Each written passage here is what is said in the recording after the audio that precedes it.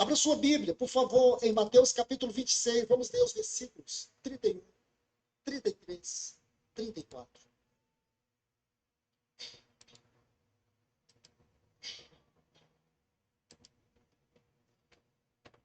Está assim, Mateus capítulo 26, versículos 31, 33 e 34.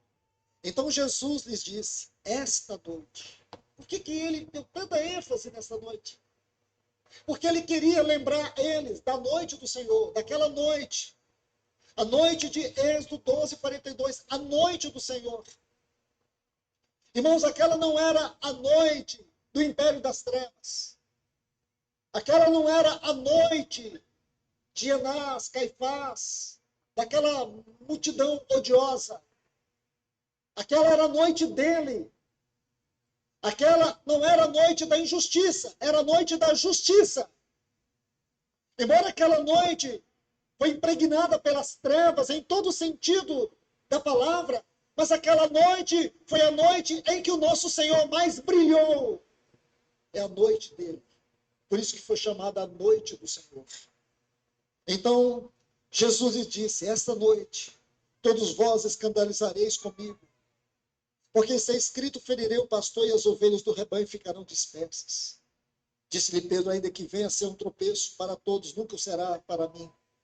Replicou-lhe Jesus, em verdade te digo que esta mesma noite, antes que o galo cante, tu me negarás. E agora eu quero fazer citação de dois textos, apenas dois textos, João, capítulo 13, versículo 30. Você sabe muito bem que a partir do capítulo 13 do Evangelho de João, nosso Senhor está subindo para a cruz. Aqui, esse capítulo é o capítulo que compõe todo aquele cenáculo, todos os episódios do cenáculo. João ele vai nos dar detalhes, como foi todo aquele tempo, a riqueza deste assunto, irmãos. Então, aqui ele diz assim no versículo 30 do capítulo 13, quando Judas recebeu aquele bocado, aquele pedaço de pão, misturado com azeite na boca. Olha o que diz João. E ele, tendo recebido o bocado, o pedaço de pão, ele saiu. Aí diz assim o texto. E era noite.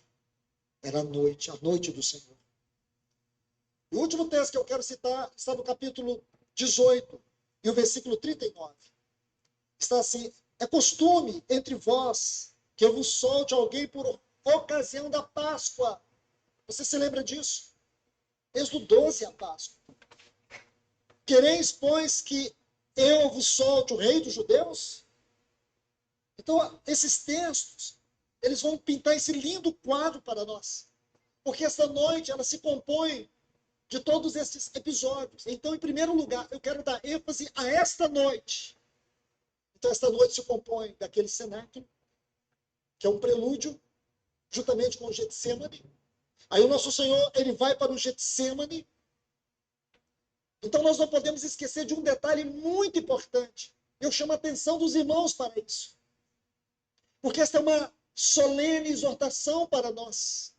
Quando Jesus, no capítulo 22 do Evangelho de Lucas, assim como no capítulo 13 do Evangelho de João, o nosso Senhor está sentado com os seus discípulos quando ele instituiu esta mesa. Meus irmãos, quando o nosso Senhor começa a falar do seu corpo, do seu sangue naquela mesa, sabe o que ele estava fazendo, irmão? O que ele estava fazendo? Sabe o que estava acontecendo ali? Você tem que entender que o Getsêmani e a cruz estavam inseridos naquela mesa. Eles puderam entender depois. Eles não compreenderam naquela hora. O Getsêmani e a cruz estavam sendo retratados naquela mesa. Aquele pão que eles comeram, aquele cálice que eles beberam. É o que tudo isso representava, porque, irmãos, eu falo com muito cuidado, mas espero que você entenda. A partir do Getsêmani, o Senhor já estava enfrentando todas as dores daquilo que seria a sua crucificação. Porque você deve se lembrar muito bem que lá no Getsêmani, ele orou com tanta intensidade. Marcos capítulo 14, 15, retrata isso para nós. Ele caía durante o momento que ele orava. Ele orava com tanta intensidade que o seu suor transformou-se em gotas de sangue, ocasionando aquela hematidrose. Foi isso que ele experimentou. Então nós corremos o mesmo risco, irmãos, de estarmos nesta mesa e trazermos esta mesa para a igreja, e ser esta mesa da igreja, ser a mesa do culto de domingo de manhã. E não é isso, irmãos.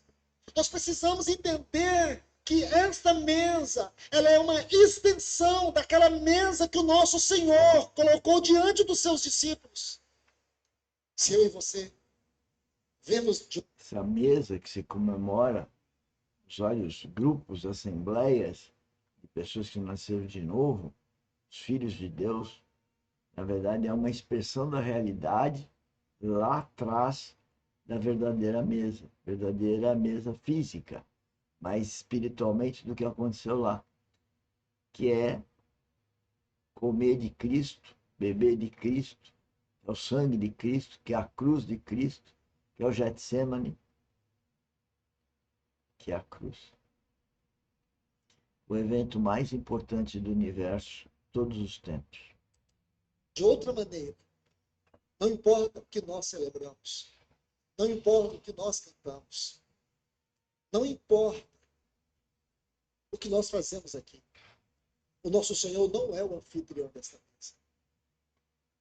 Mas se nós, reverentemente, sabemos que esta mesa é a extensão daquela mesa, nós podemos sentir que o nosso Senhor, Ele é o anfitrião que está aqui nesta mesa, nesta manhã. Observe bem, irmãos. Aqui eu quero colocar alguns pontos. Outro ponto que eu quero colocar é que nesta mesa nós nos achegamos com fé. Irmãos, por favor, eu repito, já disse isso outras vezes. Se recuse a orar pedindo alguma coisa hoje, enquanto você estiver diante dessa mesa. Nós não viemos aqui pedir nada. Nosso culto aqui não é um culto onde nós pedimos alguma coisa para o Senhor. Nós viemos aqui dar a Ele uma resposta à sua graça, à sua misericórdia, ao seu amor, em forma de louvores e adoração. E aqui nós não chegamos de qualquer maneira, nós chegamos com fé. E essa fé é para o nosso crescimento. Essa fé é para a nossa comunhão uns com os outros. Essa fé é para a nossa comunhão com o nosso Senhor nesta mesa. Não é uma fé subjetiva, no sentido qualquer. Não se come o corpo. E não se come o corpo, e não se bebe o cálice para a saciedade da nossa alma. De forma alguma. O que nós comemos aqui, nós comemos com os lábios da fé. E por quê? Porque não tocamos símbolo. Não tocamos liturgia. Nós temos certeza em nosso íntimo que essa mesa é a mesa do Senhor. É a mesa daquela noite. É a mesa onde ele partiu o pão, onde ele distribuiu o cálice. Ele disse, isto é o meu corpo. Ele não disse, isto é o símbolo. Ele disse, isto é o meu corpo. Isto é o meu sangue. Então é com os lábios da fé que nós nos unimos ao Senhor. Fé, vida espiritual.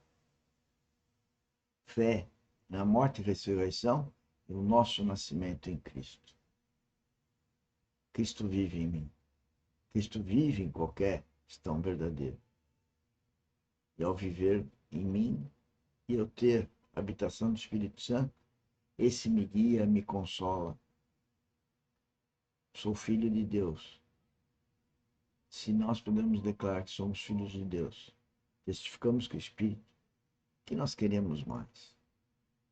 Temos só que obedecer. Nós já temos a vida eterna, um corpo glorificado oportunamente. Quem crê nisso não precisa passar por tensão, a não ser salvar as pessoas que nós amamos, que é muito importante. Sentimento que estamos comendo dele mesmo, estamos bebendo dele mesmo, estamos recebendo dele mesmo. É isso que nos torna um povo distinto nessa terra. É isso que nos livra da religião, da tradição religiosa.